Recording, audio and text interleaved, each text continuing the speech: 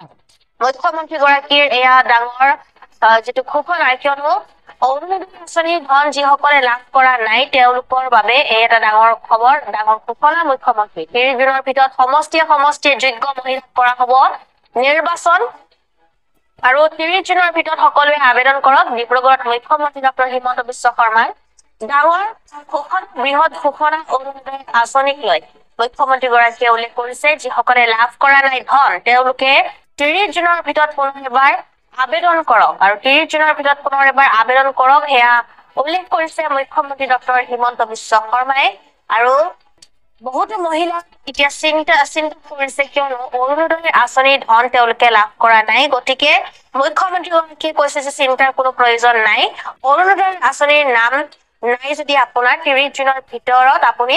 আবেদন কৰক মুখ্যমন্ত্ৰীয়ে এয়া সোণালী সুযোগ দিছে আপোনাক অৰুণোদয় আঁচনিত নাম নাই দেখি আপোনাৰ 30 দিনৰ পূৰ্বে কৰক আবেদন আপুনি 30 দিনৰ পূৰ্বে আবেদন কৰক মুখ্যমন্ত্ৰী দিলে সোণালী সুযোগ অৰুণোদয় আঁচনিৰ পৰা বাদ পৰা মহিলাই 30 দিনৰ পূৰ্বে আবেদন কৰিব লাগিব আৰু যদিহে আপুনি যোগ্য তেন্তে আপুনি লাভ কৰিব ধন যিসকল মহিলা অৰুণোদয়ৰ পৰা বঞ্চিত হৈছে সেইসকল মহিলাৰ বাবে এয়া এটা ভাল খবৰ বহু যোগ্য হিতাধিকাৰীৰ নাম এতিয়াও তালিকাত নাই গতিকে সেইসকল মহিলাই পুনৰ এবাৰ আবেদন কৰক 30 দিনৰ আগতে আবেদন কৰক আৰু উদ্যমিতা আঁচনিৰ 10,000 টকাৰ বাবেও পুনৰ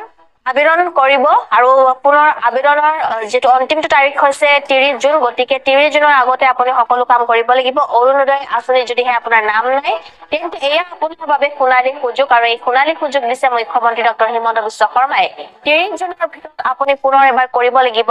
আবেদন আৰু তাৰ পিছতে আপুনি যদি যোগ্য হয় তেন্তে আপোনাৰ নাম তালিকাত আহিব আৰু আপুনি লাভ কৰিব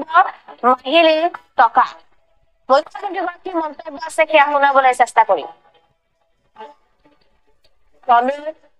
অৰুণোদয় 3 আঁচনি ডিজিটাইজেশ্যনৰ প্ৰক্ৰিয়া সম্পূৰ্ণ হৈছে কিন্তু প্ৰত্যেকটো সমষ্টিতে অৰুণোদয় 2 পাই থকা কিছু জেনুইন লোক 3 আঁচনিৰ পৰা বাদ পৰিছে দ্বিতীয়তে আমাৰ হাতত প্ৰত্যেকটো সমষ্টিতে কিছু দিব পৰা হিতাধিকাৰীৰ সংখ্যা ৰৈ গৈছে আমি যাতে নতুন অৰুণোদয় অতি সোনকালে আৰম্ভ কৰিব পাৰোঁ বা ডিব্ৰুগড়ৰ বিধায়কসকল আৰু আমাৰ কাৰ্যকৰ্তাসকলৰ সহযোগিতা বিচাৰিছোঁ যাতে 30 জুনৰ ভিতৰত আমি অৰুণোদয় প্ৰক্ৰিয়া সম্পূৰ্ণ কৰিব পাৰোঁ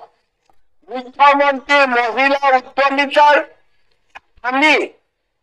ইতিমধ্যে তালিকা প্ৰকাশ কৰিছো কোন মাহত কোন সমষ্টিত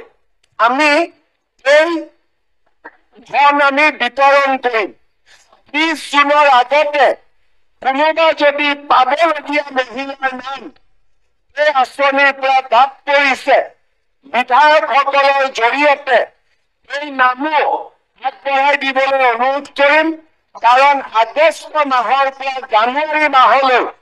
আমি নিৰন্তৰ 125টা সমষ্টিত আঁচনিৰ ধন বিতৰণ কৰিম 30 জুনৰ পিছত তাক আৰু আমি ঠিক কৰাৰ বাবে সুবিধা নাথাকিব